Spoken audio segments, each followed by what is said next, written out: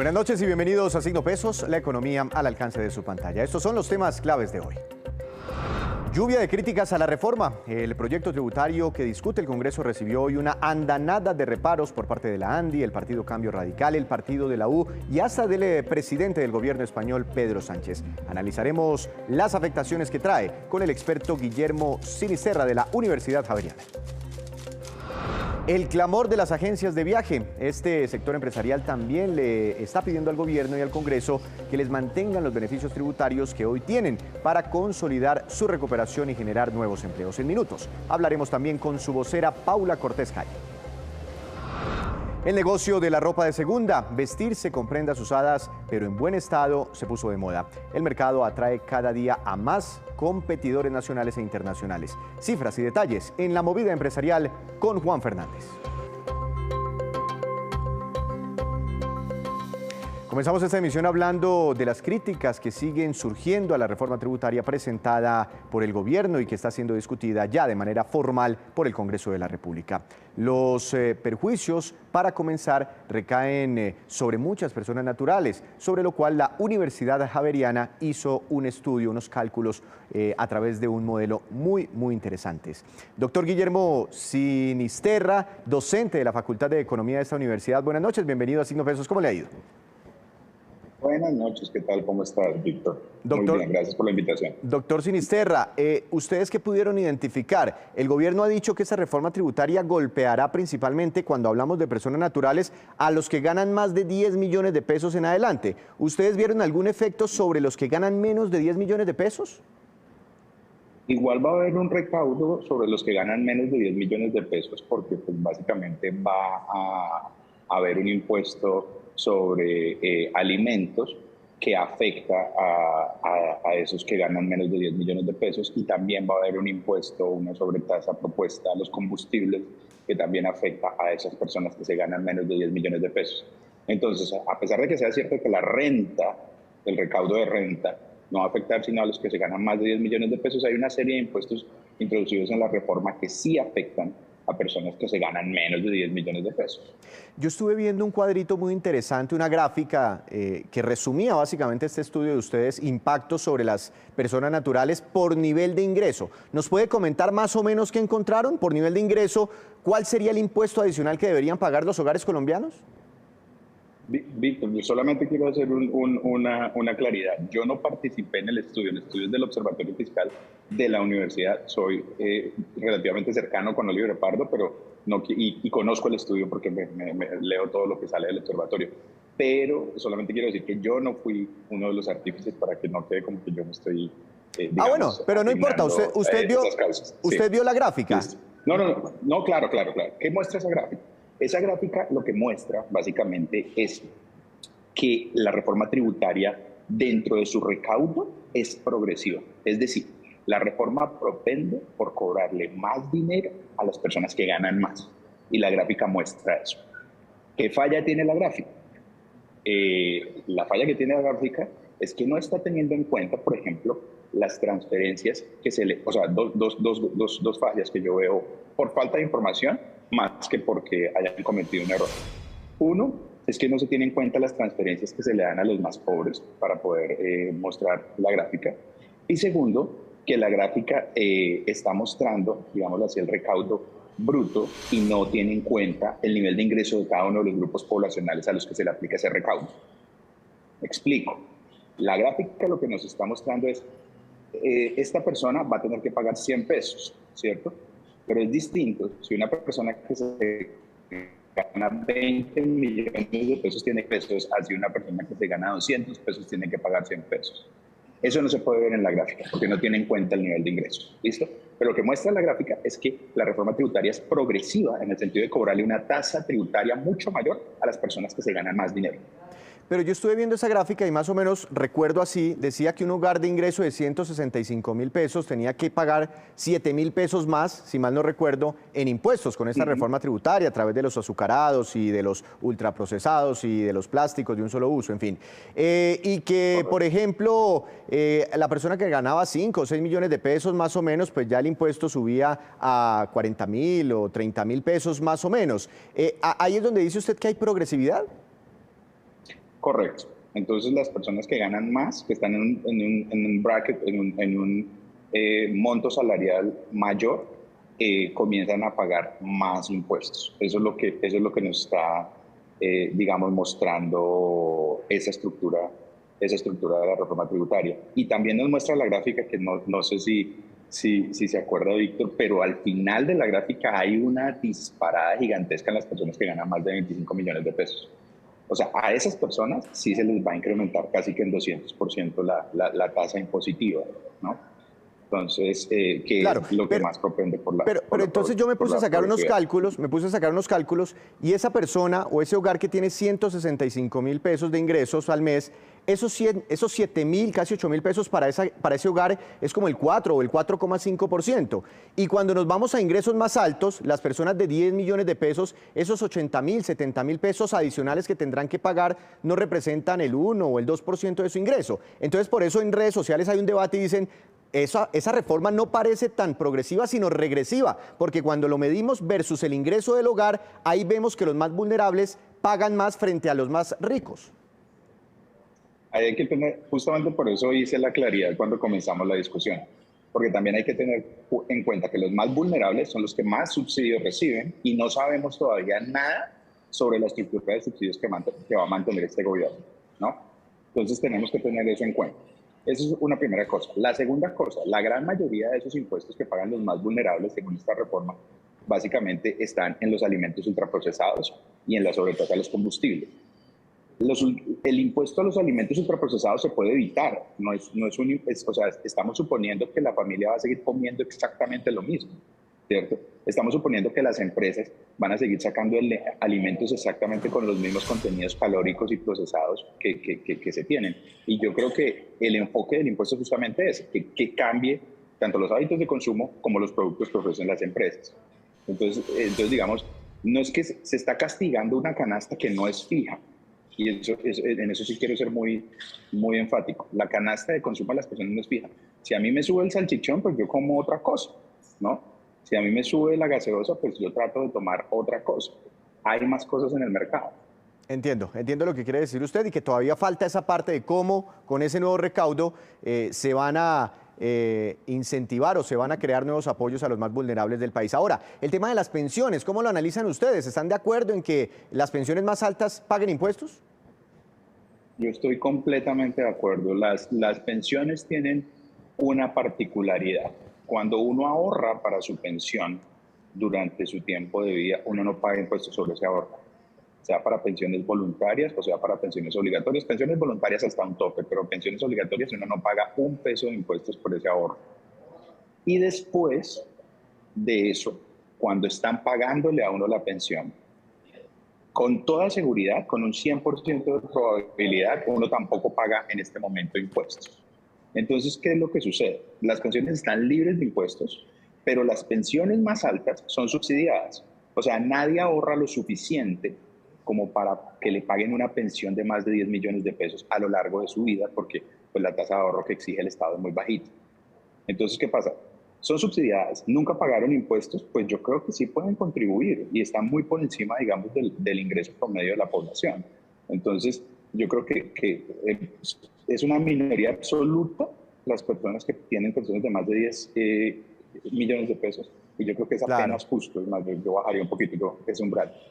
Doctor Sinisterra, bueno, son muchas cosas las que trae esta reforma tributaria, ya hablamos de personas naturales, ultraprocesados, plásticos, etcétera, etcétera, azucaradas, está lo de las ganancias ocasionales, está lo de los subsidios a los combustibles en zonas de frontera. ¿Qué creen ustedes que se debería moderar en el Congreso de la República? Porque hay muchos que dicen, es muy difícil conseguir 25 billones de pesos. Bueno, hay algunas cosas en las que yo creo que hay que hacer pedagogía y que hay que enseñar mejor, digamos, vender mejor el recaudo, ¿cierto? Entonces, yo creo que, por ejemplo, el impuesto a los ultraprocesados se va a caer. Esa es mi hipótesis. Yo creo que se va a caer porque pues ya se sacó una cantidad de populismo que se va a afectar solo a los más pobres y que... Entonces yo creo que ese impuesto se va a caer, pero ese impuesto nunca fue parte central de la reforma. Ese impuesto se ponía por implicaciones de salud, digamos, pública. porque lo que le cuesta al Estado a una persona diabética es bastante alto. Entonces, cualquier cosa que se haga para evitar eso, pues digamos que vale la pena. ¿Qué otra cosa? Yo creo que hay que hacer pedagogía con los impuestos a la banca, hay que hacer pedagogía con los impuestos con los impuestos propuestos al sector petrolero. Y hay que hacer pedagogía porque, o sea, digamos, son impuestos que son muy, muy altos en recaudo. Esos impuestos sí son altos en recaudo. Entonces hay que decirles, vea, venga, vamos a tratar de hacer algo temporal con estos fines específicos. Mire, en muchos ejercicios académicos que se han hecho alrededor del mundo, se ve que cuando se sabe para qué es el impuesto, la gente lo paga con más gusto. Y yo creo que eso todavía no lo tenemos claro porque no tenemos la estructura de subsidios o de inversión que va a hacer este gobierno. Entonces claro, ahí hay un problema. Claro. No, pues muy interesante hablar sobre este estudio. Invitamos a la gente a que lo vean. Ya hay muchas discusiones en las redes sociales por lo que hemos hablado, si es progresiva o no al final esta reforma tributaria sobre las personas naturales. Doctor Sinisterra, muchas gracias por estos minutos. Feliz noche. Muchas gracias por la invitación, Víctor. Hasta luego. Desde la Universidad Javeriana.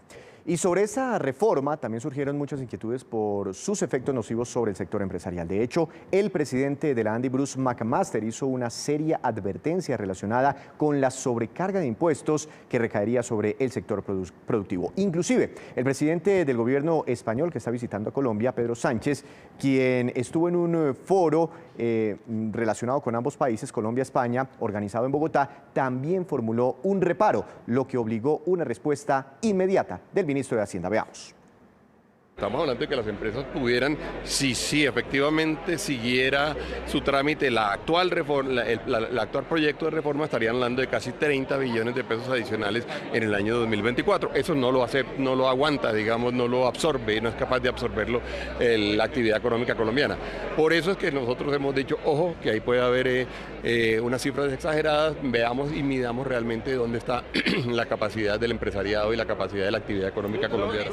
Y es fundamental mantener un buen nivel de seguridad jurídica y de estabilidad macroeconómica que ha permitido a Colombia ser potente, un potente polo de atracción de inversiones. Hemos estado en un amplio diálogo con el sector empresarial y termino con esta observación para tratar de ver cómo mantenemos reglas en las cuales Colombia sigue siendo atractiva en materia de inversión, como lo ha sido hasta ahora en materia a la inversión española. Y a esas críticas se sumaron hoy fuertes rechazos de partidos políticos que anunciaron su oposición al contenido actual de la reforma tributaria. Veamos las consideraciones de Cambio Radical y también del partido de la U. Es que esta reforma, como está planteada, es un hachazo al crecimiento económico. A los empresarios se los desincentiva totalmente, y no hablo de las grandes empresas, desde el pequeño tendero hasta la gran empresa, hasta los jóvenes emprendedores, no verán ningún incentivo de crear negocios en este país, porque desde varios frentes, desde varios flancos, se los está atacando, como si generar empresa en este país fuera un delito, como si fuera malo. Solicitaremos que se mantengan los incentivos para la construcción de vivienda de interés social y que no se incrementen los impuestos por compra y venta de inmuebles. Asimismo, protegeremos el derecho al trabajo y la productividad. Defenderemos a las micro y pequeñas empresas. Por esto, hemos radicado una propuesta de tarifa diferencial de renta y que se ajuste al sistema de tributación simple, donde se disminuyan las tarifas con las que se gravan sus utilidades. Con esto estimularemos la formalización, la generación de empleo y se contribuye a la erradicación de la pobreza. Por otra parte, en esta reforma tributaria hemos encontrado la necesidad de incrementar los impuestos al consumo del tabaco y vapeadores.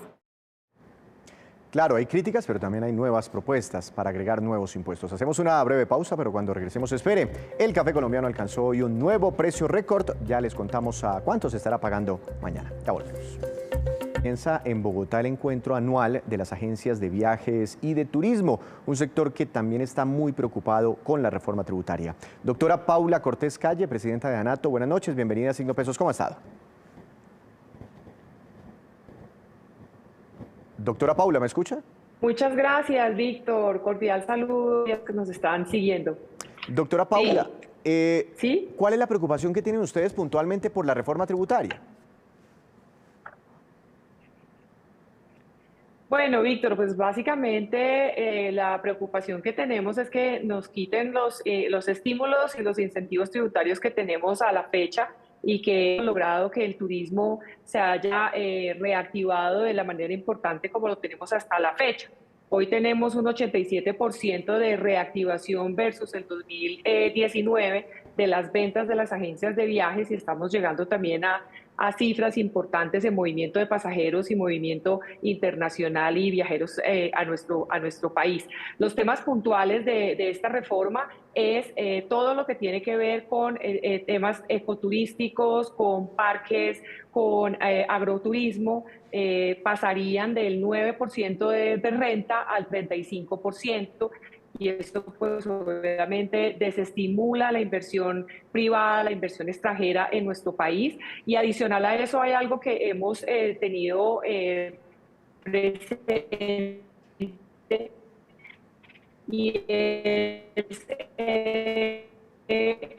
Doctora, se me está cayendo la señal. ¿Me podría repetir el tema para entenderlo un poquitico mejor, doctora Cortés, el tema de las empresas que prestan servicios ecoturísticos? Si le entiendo bien, esas empresas hoy tienen como unas gabelas donde pagan una tarifa de renta y si se aprueba esta reforma tributaria, ¿subiría de manera considerable su tributación? Sí, exactamente. Todos los servicios ecoturísticos, proyectos en parques en temáticos, ecoturismo y agroturismo, hoy en día tienen una tarifa de renta del 9%.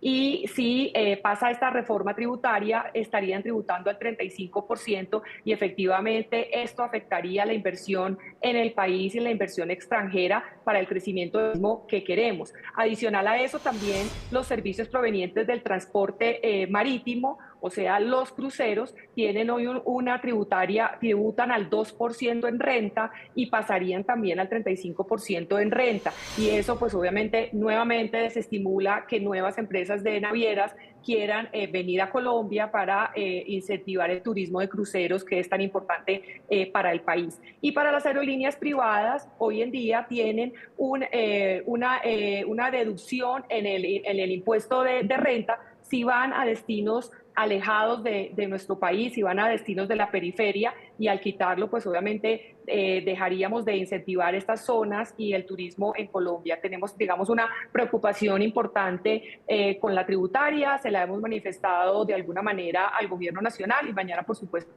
haremos la mención al gobierno Petro para buscar un acuerdo, un consenso, ojalá en el sector turismo, que es una de las banderas de este gobierno.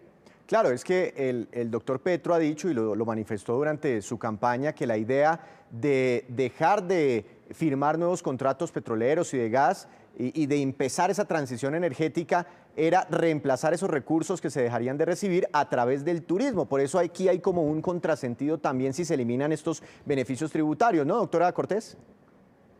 Así es, y dos temas que son muy importantes, que obviamente no tienen que ver con la tributaria, porque esta tributaria no habla del IVA, pero la tributaria anterior sí tenemos un beneficio hasta diciembre de este año, del 2022, en cuanto a paquetes turísticos que hoy están exentos de IVA, todo lo que tiene que ver con hotelería y servicios, que fue uno de los temas que ANATO trabajó con el ministro del gobierno pasado para incentivar los paquetes turísticos en Colombia, y el IVA de los tiquetes aéreos, que está en el 5%. Es un tema que también queremos poner sobre la mesa para lograr incentivar y del 5% le entendí. Todo el 2023. No.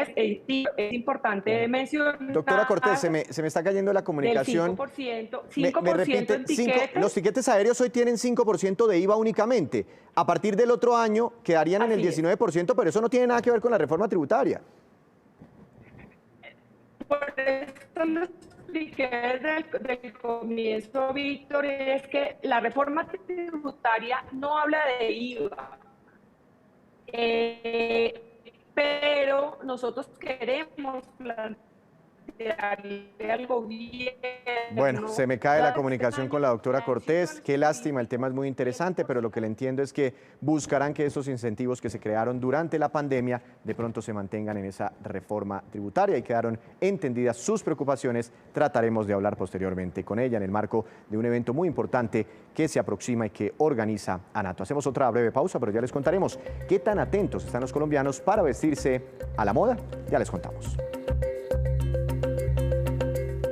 Regresamos, volvemos a Signo Pesos con esta que es la cifra económica del día. Es la siguiente, sin duda, 2.530.000 pesos, 2.530.000, y corresponde al nuevo precio interno alcanzado por el café colombiano, según lo anunciado hoy por la Federación de Cafeteros. Eso se logró de un lado porque la libra del café en la bolsa de Nueva York subió hasta los $2.42, pero además por el valor oficial del dólar en Colombia, que recuerde usted está en niveles muy cercanos a los 4.400 pesos otra vez. El café colombiano ha batido ya varias veces su propio récord en precio interno durante este año. Una buena noticia para las familias caficultoras por el lado del precio, no tanto por el lado de la producción que se ha visto afectada por temas climáticos. Y llega Juan Fernández y toda la información de las empresas y de los negocios. Juan, su tema para esta noche. Bienvenido, adelante. Buenas noches, se están publicando cifras sobre el mercado de ropa de segunda en Colombia. La firma Consultamos lo ha hecho y dice que ese mercado ha crecido más de 440% en los últimos 5 años. Y toma algo de participación de un consumo total de ropa de moda de unos 27 billones de pesos al año. Y sobre ese mercado de la ropa usada, las ciudades que se lo dividen son Bogotá con un 40%, Medellín sobre el 23%, Barranquilla 22% y Bucaramanga y Cali con cerca del 15% respectivamente. Y buena parte de ese crecimiento se impulsa por las compras en línea y las plataformas que se han generado en ese ecosistema de cambios de hábitos de consumo en moda. Y es un tema, por supuesto, de economía, pero también de sostenibilidad y hasta reducción de la huella de carbono. Juan, ¿y cómo se mueven esas plataformas, particularmente aquí en Colombia? Pues fíjense que en Colombia se han establecido varias plataformas internacionales que se dedican al tema, inclusive nacionales, y hemos hablado aquí de ellas, y van desde ropa deportiva, ropa de marcas de lujo, Renueva tu Closet de Zuna, Bronce Alana Otra, o la española GoTrendier, que lleva unos 5 años aquí en el país. Esta última tiene más de 2,5 millones de prendas vendidas en su portal. La plataforma también ha lanzado algunas mediciones del mercado de ropa de segunda en Colombia. Ya habíamos comentado algunas, pero esta actualización es importante porque hace 3 años el comparativo de compra de ropa nueva versus usada era 10:1, ahora está cerca de llegar 10:4. Y esta pues es la movida de hoy sobre el mercado de la ropa de segunda en Colombia. Juan, muchas gracias, muy interesante ese tema, lo esperamos mañana. Ahora nos vamos con estos que son los indicadores económicos que usted debe conocer siempre antes de irse a dormir. Tasa representativa del mercado que regirá para mañana, 4.380 pesos con 19 centavos, subió 5 pesos al final con 74 centavos, aunque fue una jornada bastante volátil. El petróleo Brent de referencia para Colombia se sigue recuperando, subió 1,55%, ya se ubica casi en $102 por barril. El precio interno del café colombiano subió, lo repetimos para que lo tenga bien en cuenta, quedó en un máximo histórico para mañana a 2.530.000 pesos por carga. Índice MSCI Colcap de la Bolsa de Valores de Colombia subió 0,19%, acción más valorizada, Grupo Aval con ganancia de 2,77% y la que más cayó fue la preferencial de Cementos Argos, tuvo un retroceso de 4,74%. Antes de despedirnos, los dejo como siempre con datos muy interesantes. Una empresa especializada realizó un ranking sobre las personas de diferentes países que más atención le prestan precisamente a los temas de moda. En el primer lugar de la lista se encuentra Italia, le sigue Francia, tercero España, en cuarto lugar Estados Unidos, luego está Inglaterra, en sexto lugar Suiza. Los colombianos aparecen en el puesto 46 en este ranking de países y de moda. Así, terminamos por hoy. Los esperamos mañana con una nueva emisión y con toda la información económica que usted necesita saber. Esto es Signo Pesos, la economía al alcance de su pantalla. Que tenga una feliz noche.